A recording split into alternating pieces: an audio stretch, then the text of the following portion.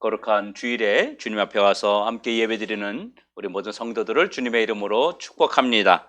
오늘 하나님께서 우리에게 주시는 말씀을 통해서 우리들이 갈 길을 바로 잡고 또 하나님께서 우리를 얼마나 사랑하시는지를 하나님 말씀을 통해서 우리가 깨닫고 힘을 얻는 오늘 귀한 시간 되기를 주의 이름으로 축원합니다. 축원합니다.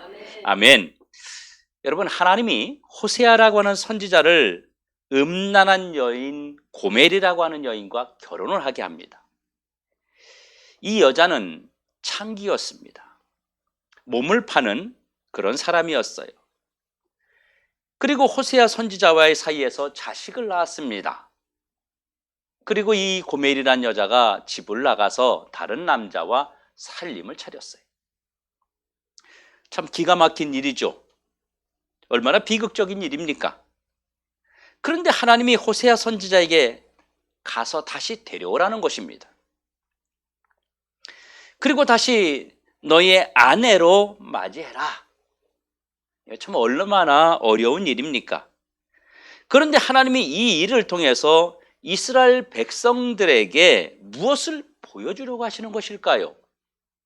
바로 이 음란한 여인 고멜은 타락한 하나님의 백성 이스라엘 사람들을 말하는 것이었습니다. 이 백성들은 하나님을 떠났고 죄를 범하고 하나님의 그들을 향해서 주신 모든 은혜를 잃어버리고 제멋대로 살아가는 이스라엘 백성들의 현 주소를 호세아 선지자를 통해서 보여주고 있는 것이었습니다. 하나님은 그래도 이 백성들을 버리지 아니하시고 이스라엘아, 내 하나님께로 돌아오라. 끊임없이 한결같이 주님의 마음을 우리 주님이 보여주셨습니다.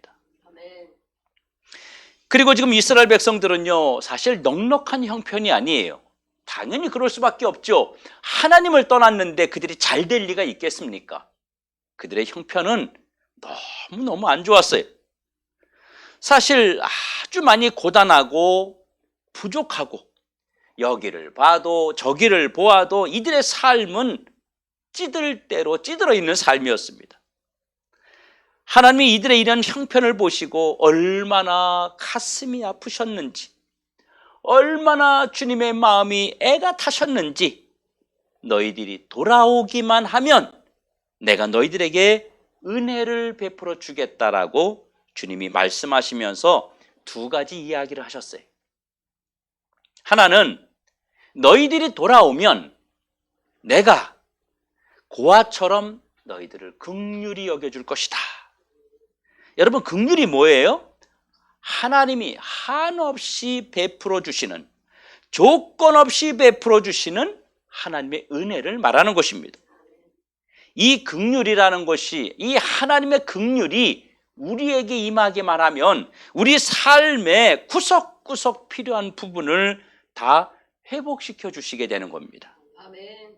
두 번째는 뭐냐면 내가 이스라엘에게 이슬과 같을 것이다 라고 말씀하셨습니다. 여러분, 지금 이스라엘 백성들의 형편은요, 이루 말할 수 없는 형편입니다. 지금 누군가의 도움이 아주 절실합니다. 자신들의 힘으로는 아무것도 대적하지도 못하고, 그리고 자기들이 가지고 있는 것도 지키지 못하는 아주 절박한 그런 상황에 있었습니다. 이런 상황에서 하나님이 말씀하신 고작 이슬과 같은 도움으로는 현재 이들이 겪고 있는 형편과 처지를 감당할 수가 없었습니다. 지금 이스라엘 백성들의 현실은요, 아주 처참하고 비참합니다. 이들은 농사를 지었어요. 그래서 곡식이 열매를 맺었습니다. 이제 조금 있으면 이 곡식을 추수해서 밥을 먹을 수가 있어요. 그래서 기대를 하고 있는 거예요. 조금만 참자. 이제 열매를 맺히게 되면 우리 좀 밥을 좀 먹어보자. 이러고 있는데 갑자기 동쪽에서 엄청난 바람이 불어오더니 그동안 농사를 지었던 모든 열매를 다 휩쓸고 가버린 겁니다. 정말 망연자실할 수밖에 없는 상황입니다. 그뿐 아니라 이들의 생명의 젖줄이라고 하는 이 물줄기의 샘의 근원까지 말라버렸습니다. 물도 먹을 게 없습니다. 어느 것 하나 남아있는 게 없어요. 게다가 그동안 아껴서 아주 종자를 쓰려고, 농사 지으려면 종자가 있어야 되잖아요. 이 종자를 쓰려고, 그래서 이 종자를 잘 또 키워서 자식들을 먹이고 키우려고 여기저기 없는 형편에 조금씩 감추어둔 것이 있었어요. 그런데 이웃 나라에서 쳐들어와 가지고 이 숨겨놓은, 이 창고에, 광에 숨겨놓은 그 조금 남은 곡식까지도 이들이 다 가져가 버렸습니다. 어떻게 이럴 수 있을까? 너무나도 이들은 처참한 거예요. 그런데 하나님이 그들에게 오셔서 내가 너희에게 주는 은혜는 이슬과 같을 것이다 라고 말씀하신 거예요. 그런데 여러분, 이슬이 뭡니까? 사실 이슬이라는 건요, 밤에 살짝 소리 없이 내리는 물기 정도가 이슬입니다. 이건 비가 와서 촉촉히 적시는 게 아니라 그냥 물기예요, 물기. 그래서 햇빛이 나거나 날이 밝아오면 그 나무에 있던 이슬은 금방 다 사라져 버리고 맙니다. 지금 이스라엘 백성들의 삶은 고단하고 힘들어요.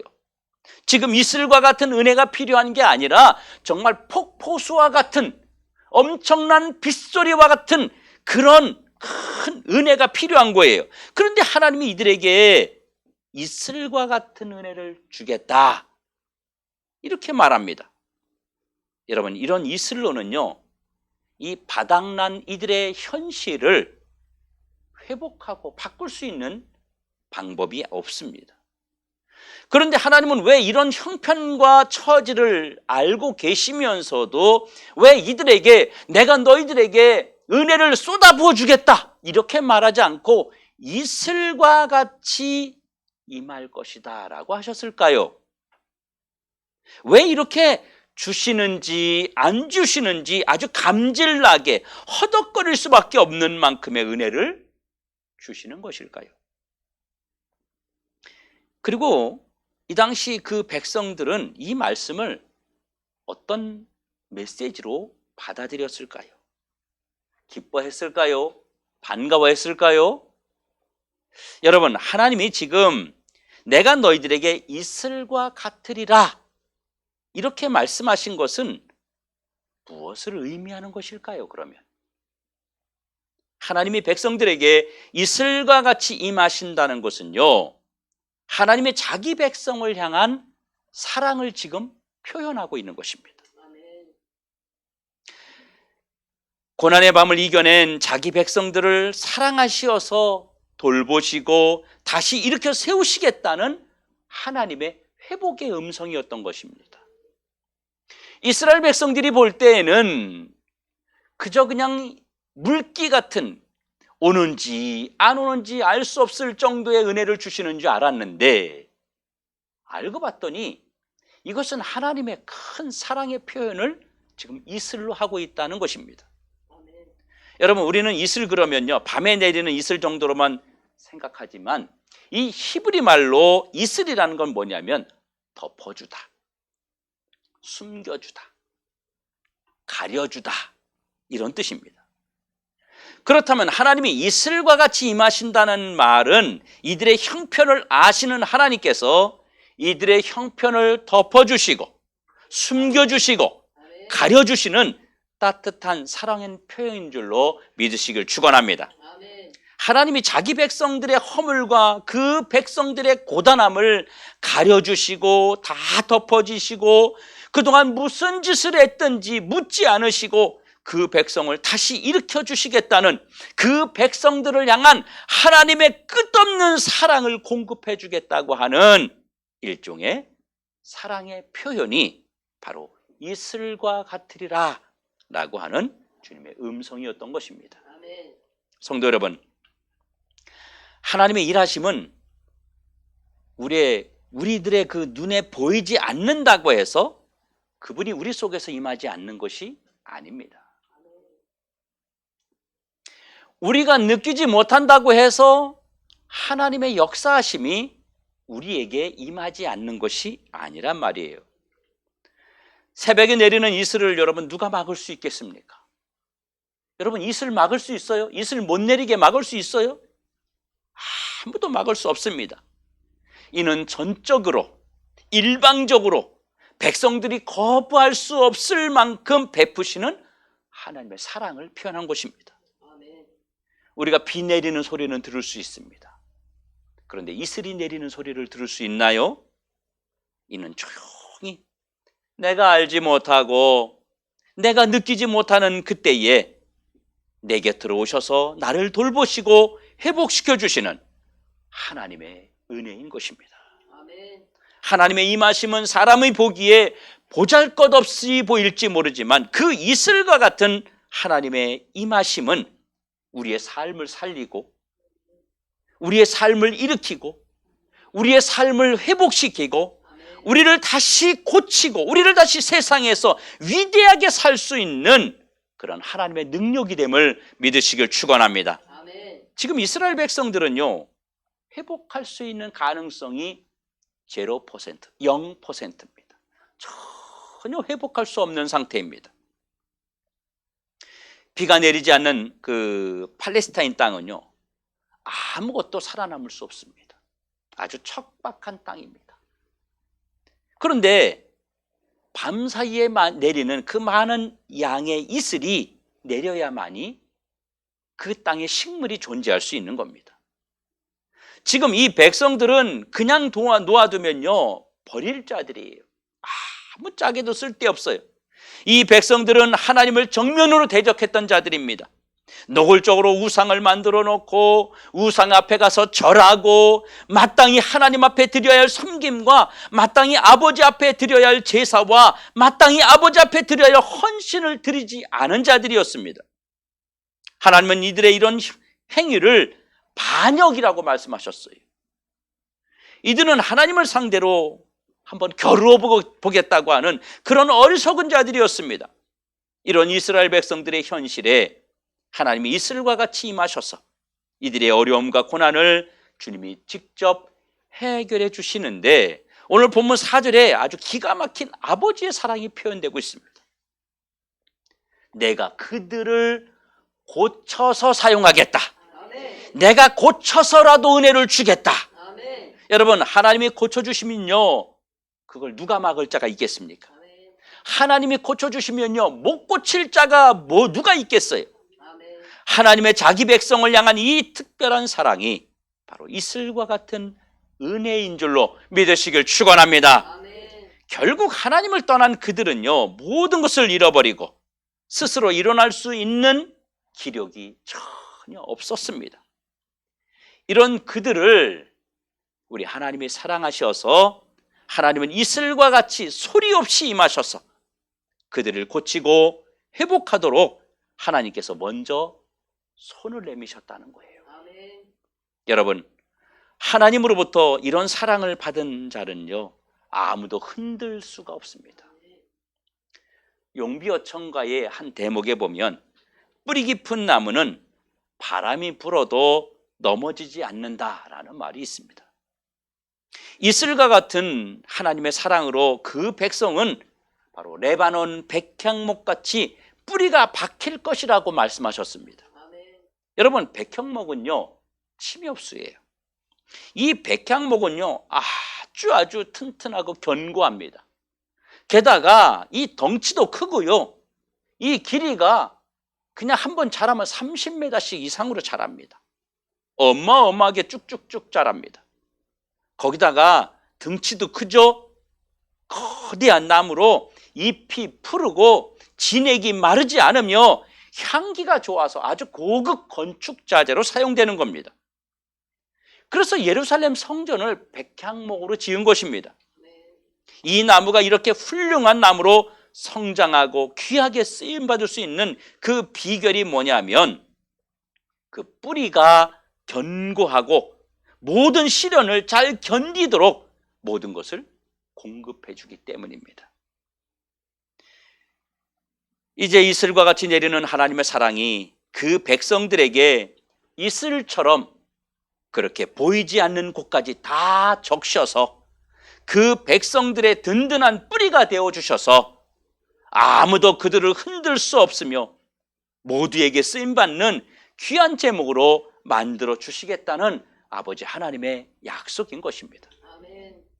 그리고 본문 6절에 그의 가지가 퍼지며 그의 아름다움은 감람나무와 같다고 말씀하셨습니다.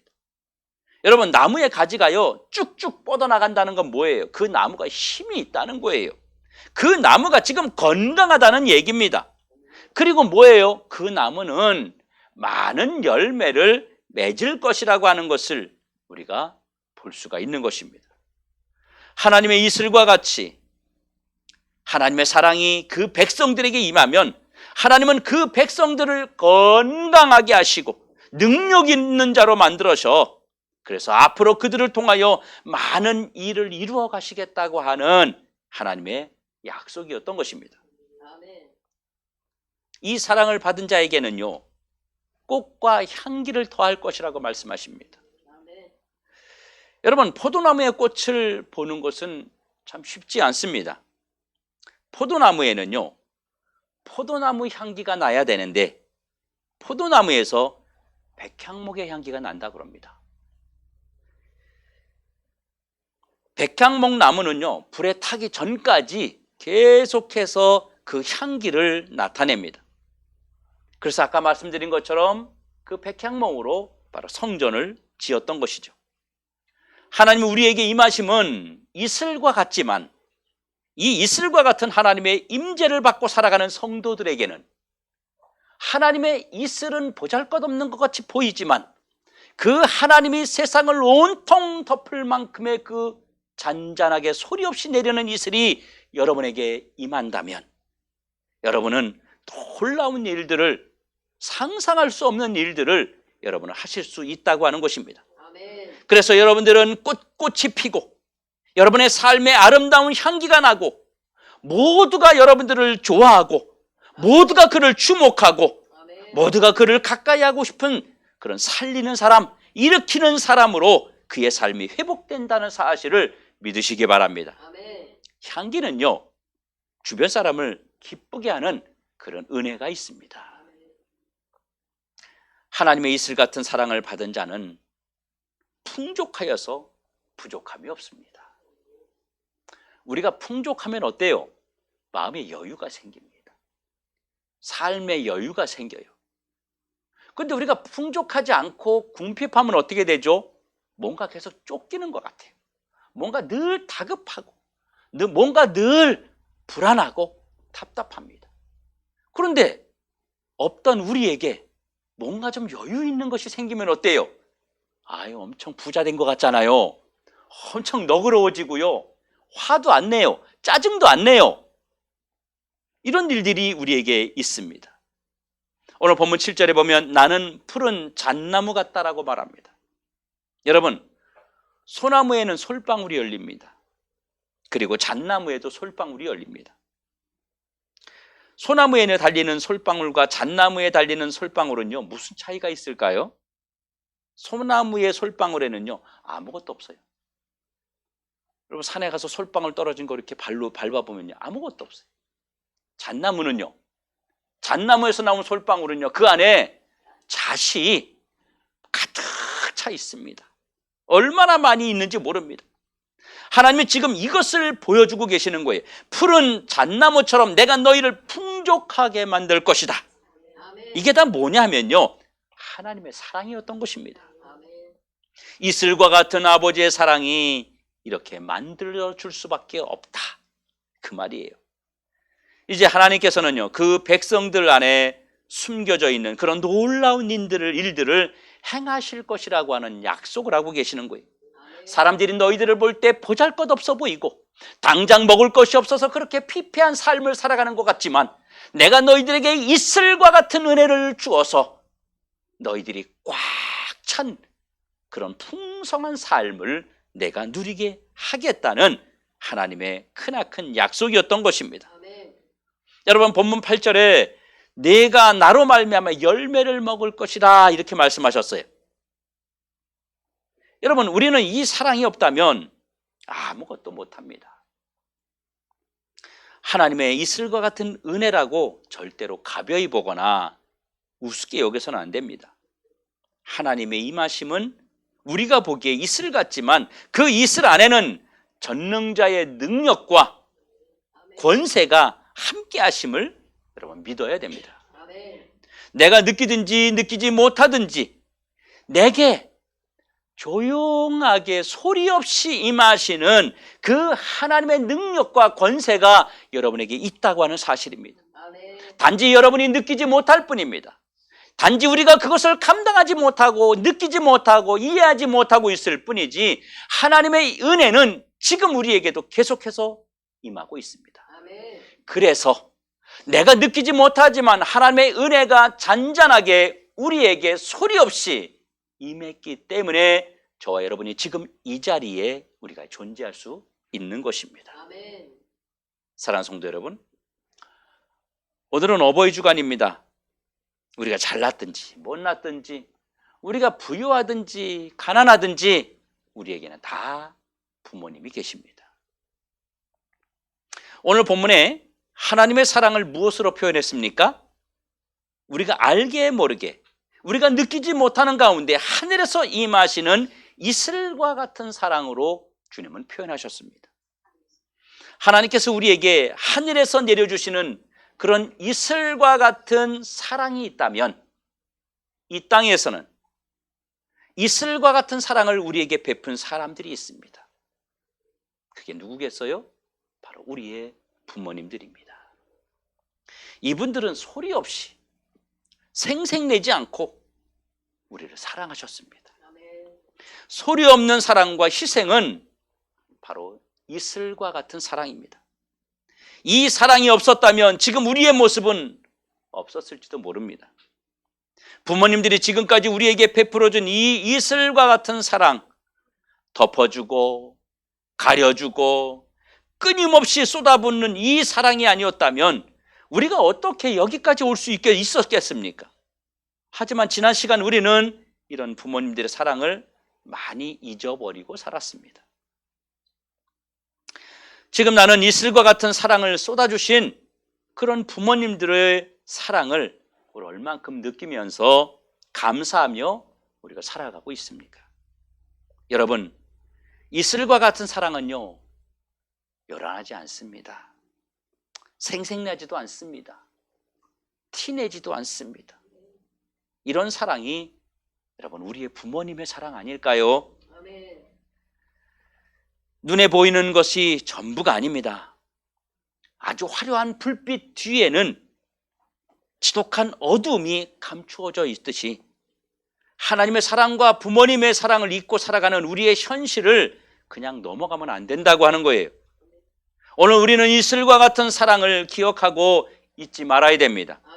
오늘 이슬같이 임하시는 하나님의 사랑과 부모님들의 사랑으로 우리가 치유받고 회복받을 수 있습니다. 그러면 이 사랑을 받는 우리는 어떻게 해야 될까요? 이슬과 같은 사랑을 여러분 나누십시오. 이슬과 같은 사랑으로 여러분 섬기십시오.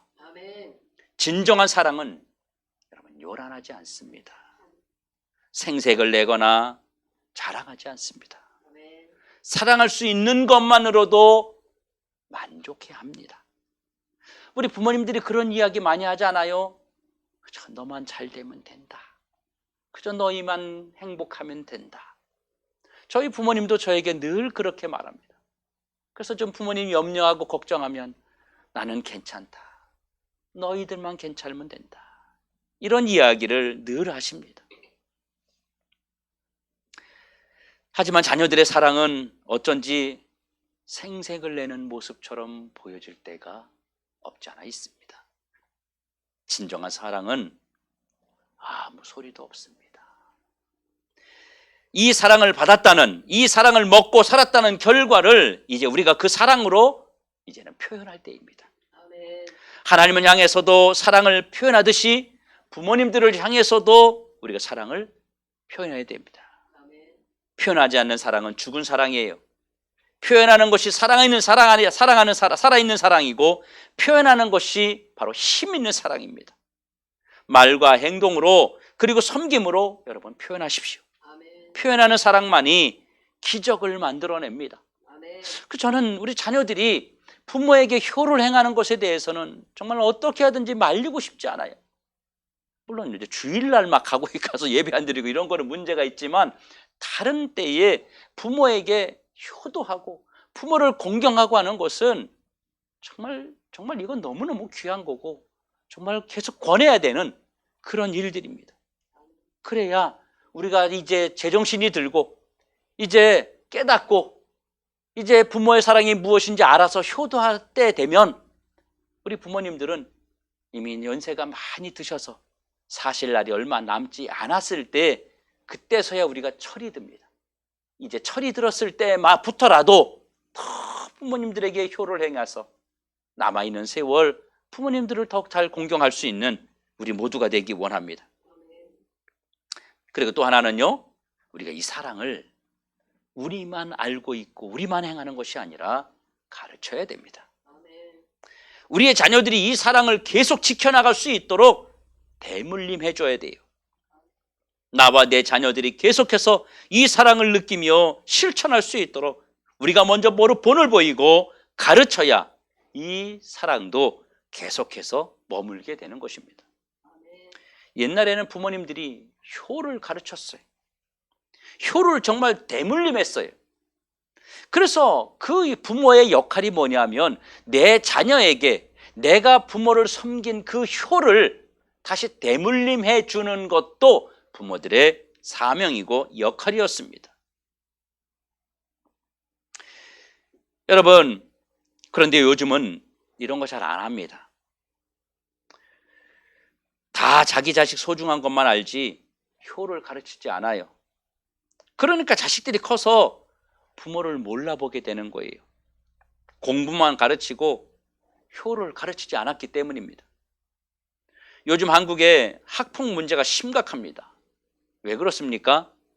사랑하는 법을 가르쳐주지 않았기 때문입니다. 우리들 가정에서 아이들에게, 자녀들에게 사랑하는 법을 가르쳐주지 않고 경쟁하는 법만 가르쳐줬어요. 친구를 사랑하고 부모를 사랑하고 사랑을 베푸는 걸 가르쳐주지 않고 이기심만 가르쳐줬어요. 네가 최고야, 너밖에 없어, 너는 나한테 너무너무 귀중한 존재야. 그래서 부모님들이 사랑을 가르쳐주지 않고 부모님들이 일방적으로 희생하면서 아이들에게 경쟁심만 키워줬어요. 그랬더니 이 아이들이 나가서 우리들이 상상할 수 없는 일들을 지금 세상에서 벌이고 있는 겁니다. 아이들의 의식 속에 사랑이 뭔지 모릅니다. 이게 왜 이렇게 되었냐면요, 상대와 비교하고 경쟁하는 것만 배워가지고 그렇게 된 것입니다. 경쟁은 다른 말로 욕심이고 이기심입니다.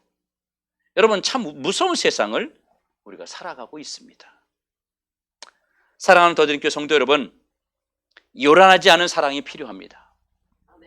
그 대신 표현하는 사랑, 그리고 사랑을 가르쳐주는 우리 성도들이 되기를 주의 이름으로 축원합니다. 우리 부모님들의 사랑이 우리에게 소리 없이 내리는 사랑을 받았으니 이제는 그 사랑을 우리가 나누어주고 실천해서 내 부모를 공경하라는 10계명 말씀 중에 5계명을 지켜 이루어나가는 우리 모든 성도들 되어서 우리 성도들의 가정이, 자녀가, 그 가문이 효를 행함으로 하나님 앞에 늘 온전한 가정으로 세워지기를 다시 한번 주의 이름으로 축원합니다.